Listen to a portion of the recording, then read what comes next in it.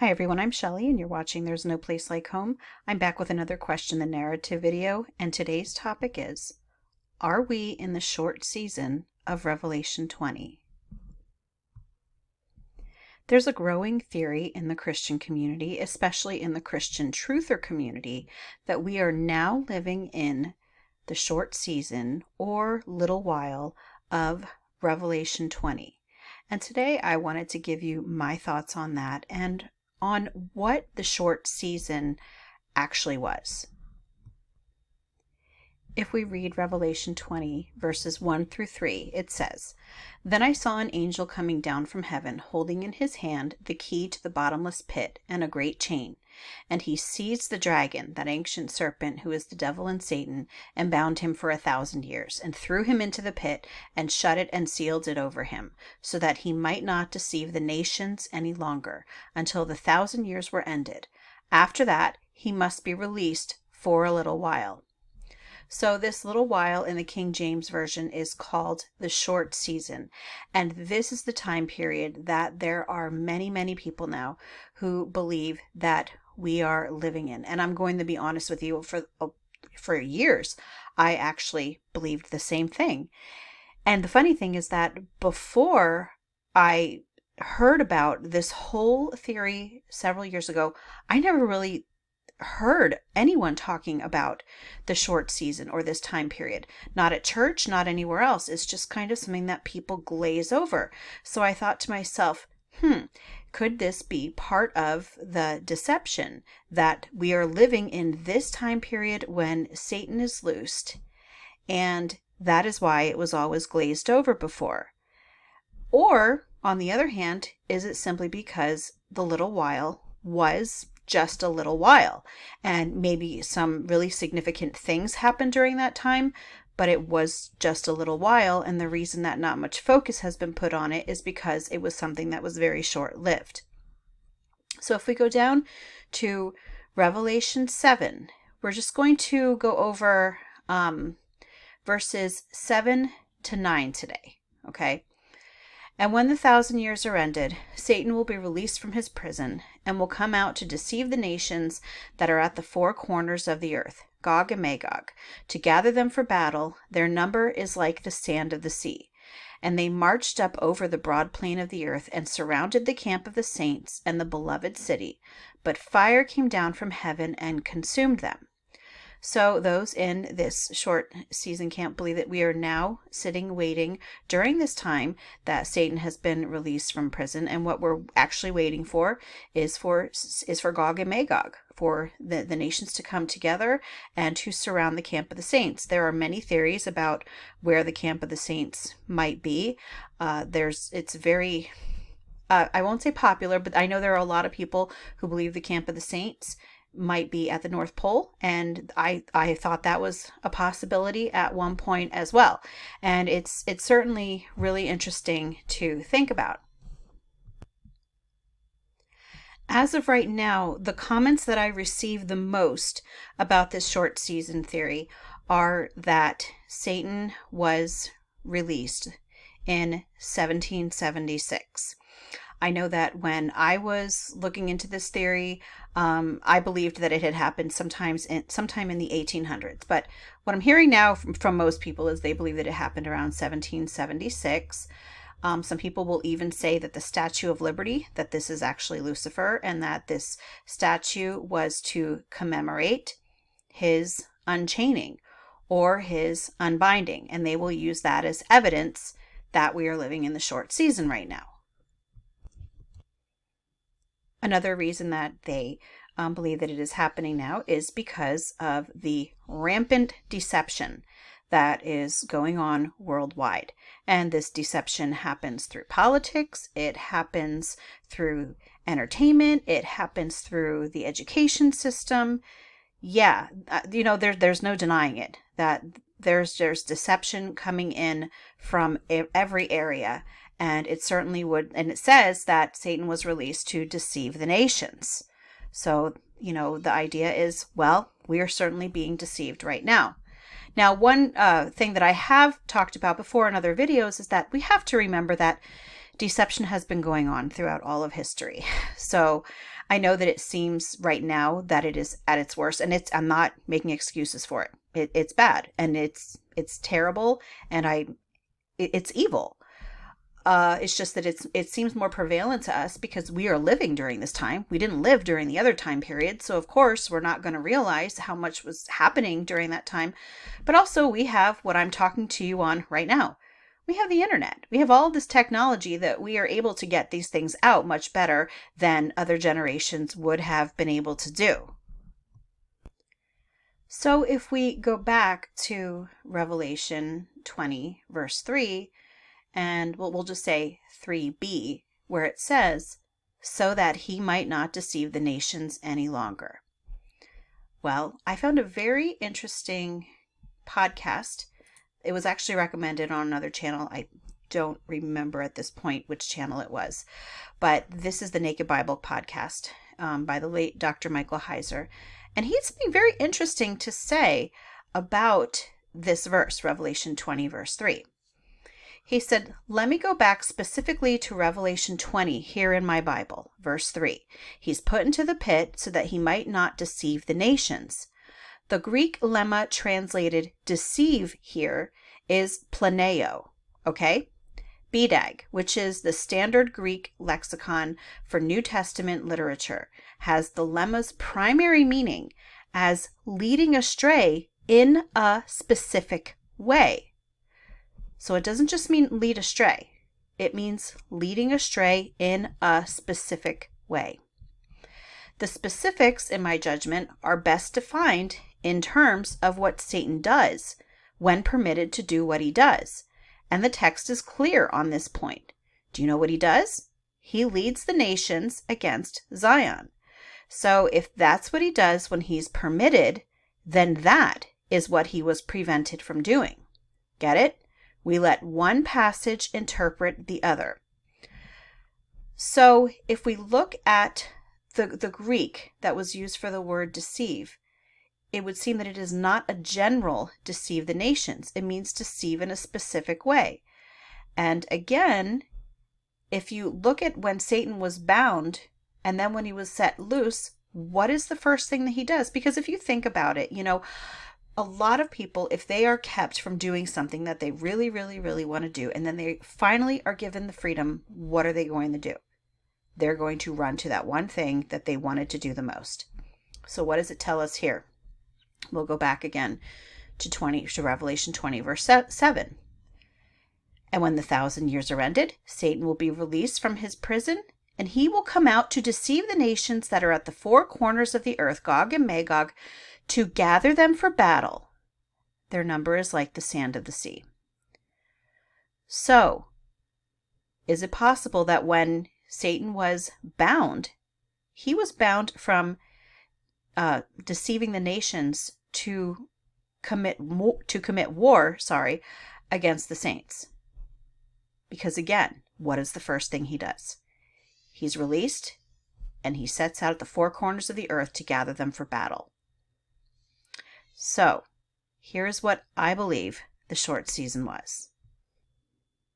I believe the short season was likely the period from approximately 66 to 70 AD during the Roman-Jewish War. I believe that is what the short season was, actually. It was the Roman-Jewish War. And in effect, the Roman-Jewish War was Gog and Magog. Please don't forget that Revelation 20 uses symbolism. It's the most symbolic, not just Revelation 20, Revelation itself. Most symbolic book in the Bible. So, yes, Gog and Magog is symbolic. It is symbolic of the Roman and Jewish War. Now, there are some people who believe that the short season itself may have started a few years prior to that, when some of the persecution against the Christians was really ramped up by Nero, and that might certainly be the case too. But when I think of short season, I'm thinking of the Roman Jewish War, because that is when Gog and Magog happened. Next in verse 9, it says, and they marched up over the broad plain of the earth and surrounded the camp of the saints and the beloved city. So, in my opinion, the camp of the saints, was the believers, and the beloved city was Jerusalem. I don't believe it was the North Pole anymore. I don't believe that they're up there now. I believe this already happened in the first century, because the Roman army did indeed surround Jerusalem. And what happened when the Roman army surrounded Jerusalem? Well, the Christians, they fled. Many of them fled to Pella. But first, let's look at Luke 21. So here in Luke 21, it says, this is verse 20, "But when you see Jerusalem surrounded by armies, you will know that her desolation is near. Then let those who are in Judea flee to the mountains. Let those in the city get out, and let those in the country stay out of the city." First of all, it's very important to point out that Jesus was speaking to the people that were standing there with him. He was telling them what they should do when these things happened in their time. He's telling them, when you see Jerusalem surrounded by armies, you will know that her desolation is near. And then he tells them what to do. He tells them to flee. Interestingly, in Matthew 24, verses 15 and 16, he says, "So when you see standing in the holy place the abomination of desolation spoken of by the prophet Daniel, let the reader understand, then let those who are in Judea flee to the mountains." So now we have this connection with the abomination of desolation. Here it just uses the term desolation. Here it tells us abomination of desolation, but it tells us that when these things happen, the desolation is near, or the abomination of desolation, and then they're supposed to flee. Well, what happened in 70 AD? The Christians fled. And not only did they flee, but it is said that they fled because there was a divine message that they received telling them that it was time to flee. I'm going to use this opportunity to give you some background information about the Roman and Jewish war, because guess what? It's not something that I ever learned. I didn't learn about it in school. I didn't learn about it in church. In fact, I didn't even know that the temple was destroyed in 70 AD to begin with. I first heard about it once I started researching this eschatological view. So I'm just going to read right here. "The Roman invasion of Jerusalem culminated in the destruction of the temple and was the result of growing tensions between the Jewish population and Roman authorities. These tensions had built up over years of Roman oppression, heavy taxation, and religious unrest. In 66 AD, these frustrations erupted into a full-scale Jewish revolt against Roman rule. Roman's response was swift and brutal. Led by the future Emperor Titus, Roman legions besieged Jerusalem in the spring of 70 AD. This is when the desolation has drawn near. They besieged Jerusalem in the spring of 70 AD with 4 legions and a force of around 60,000 to 70,000 soldiers, laying siege to the city. I'm interjecting here. Gathering the nations, gathering Gog and Magog to make war on the saints. The Romans systematically broke through Jerusalem's defenses, causing widespread destruction. The destruction of the temple marked a profound moment for both Jews and Christians. For the Jewish population, it meant the loss of the center of their religious life. For Christians, it was the fulfillment of Jesus' prophecy that not one stone here will be left on another. And in my opinion, it was also the ushering in of the new covenant. So why Pella became a safe haven for Christians? During this time, the Christians in Jerusalem, who were mostly Jewish followers of Christ, found themselves in a precarious situation. Their belief in Jesus as the Messiah set them apart from the mainstream Jewish population, and they were often viewed with suspicion or even hostility by both Jews and Romans. As tensions grew, many early Christians began to feel unsafe and sought a way to escape the city. According to early Christian historians like Eusebius of Caesarea, the Christian community in Jerusalem received a divine warning, prompting them to flee to Pella before the Roman siege. What does that sound like? "When you see Jerusalem surrounded by armies, you will know that her desolation is near. Then let those who are in Judea flee to the mountains. Let those in the city get out, and let those in the country stay out of the city." Pella, located across the Jordan River, provided a natural geographical barrier, and its Hellenistic culture was less involved in the Jewish revolt, making it a safer place to avoid the conflict. Additionally, the early Christians were not actively involved in the Jewish rebellion against Rome, which made them less of a target for Roman aggression. The Christians' decision to flee Pella demonstrated their discernment and their willingness to follow divine guidance. Rather than aligning with the Jewish zealots who fought against Roman forces, they chose to seek safety and survival elsewhere, underscoring their understanding of Jesus' warnings about the coming destruction of Jerusalem, which happened when? In 70 AD. I know that there are people who disagree with me, and that's fine, but to me it is very, very clear. When you are reading Revelation 20 and actually looking at the historical context, the evidence is overwhelming to me. So when Satan was released, he immediately went to gather the armies to make war against the saints who were in Jerusalem. They were the Christians. Jesus warned them, when you see the Jerusalem surrounded, you need to flee. That is exactly what they did. When they saw that Rome was getting ready to attack, they fled in 70 AD. And there was complete destruction. So Jerusalem at the time was the camp of the saints. That is where the Christians were before they fled and went to Pella. So to me, the idea that we are in the short season now, still waiting for Gog and Magog to happen, it doesn't make sense to me. Now, one more thing that I'm going to point out before I end this is just in the whole idea, and I've mentioned this before, but I have to bring it up again because it's something that so many people don't think about. And again, it is something that many people will make excuses for. But the excuses, in my opinion, they don't hold water. These are things that I need to point out to you, though, because the idea is that this short season is just hundreds of years long, happened in 1776, and we are still in this time period waiting for Gog and Magog. But if we go to Joshua 24:7, it tells us, "And when they cried unto the Lord, he put darkness between you and the Egyptians, and brought the sea upon them, and covered them. And your eyes have seen what I have done in Egypt, and ye dwelt in the wilderness a long season." Did you catch that?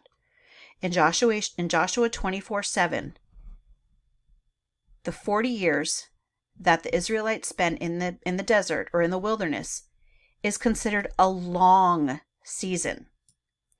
So on the one hand, we have the belief that we are in the short season now, hundreds of years long, but then we also have the word telling us, at least in this case, that a long season was 40 years.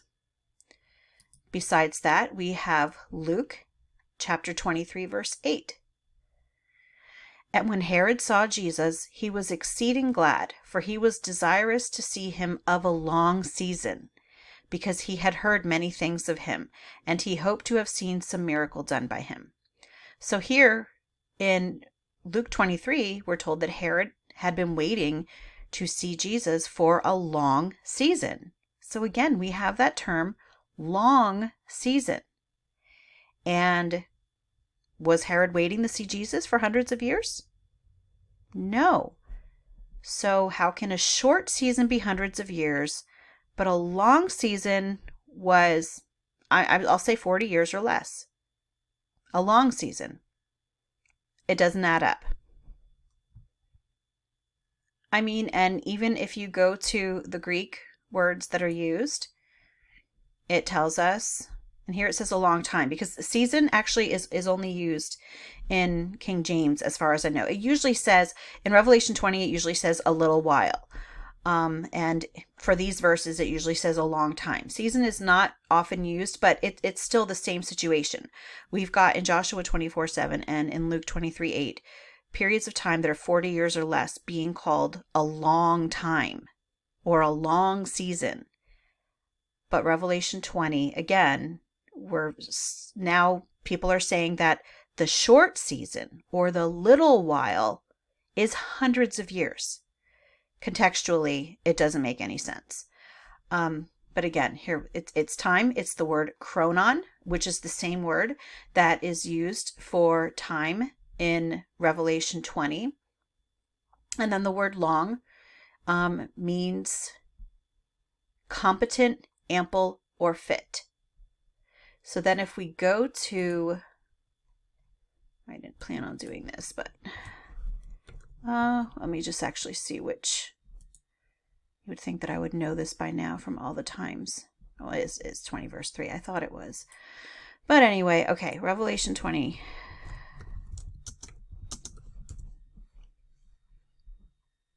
And I'm still on pictures. Usually I do all this stuff before I'm like sharing with you, but I just happened to think of this because I should have done it before. All right, so we have Revelation 20 verse 3. Where is the Greek? So we have the Greek, and let's see, scrolling down, after that, he must be released for a brief period of time. That is actually how that is translated here, but the Greek, we'll look at the Greek. Okay, so again, we have that word chronon, same word that was used in Luke 23:8, and here the adjective is micron, means little or small. Small, figuratively, including the comparative mikroteros. So we have a brief period of time. And then in the other instances, we have a long period of time, so to speak. A brief period of time is not going to be hundreds of years longer than a long period of time. So, if you haven't already discovered what it is that I was trying to say to begin with, are we in the short season? No, I don't believe that we're in the short season now. I believe the short season has been over for a very, very, very long time. I believe the short season happened in the 1st century, from approximately 66 AD to 70 AD. I believe the War of Gog and Magog was the Roman-Jewish War. I believe that when the Romans surrounded the city, that was when desolation had drawn near, the Christians fled to Pella. They were the saints. They were in Jerusalem, which was the camp of the saints. And again, this happened in the 1st century. That's all that I have for you today. If you like this video, give it a thumbs up. If you haven't subscribed and would like to hear more of what I have to say, I would love if you would do that. If you have any questions or comments, you can leave one down below. And if you like my work and would like to support my page, I will leave a link in the description for that, or for my channel membership, or you can just click on it right on my channel page. And I hope you have a great day.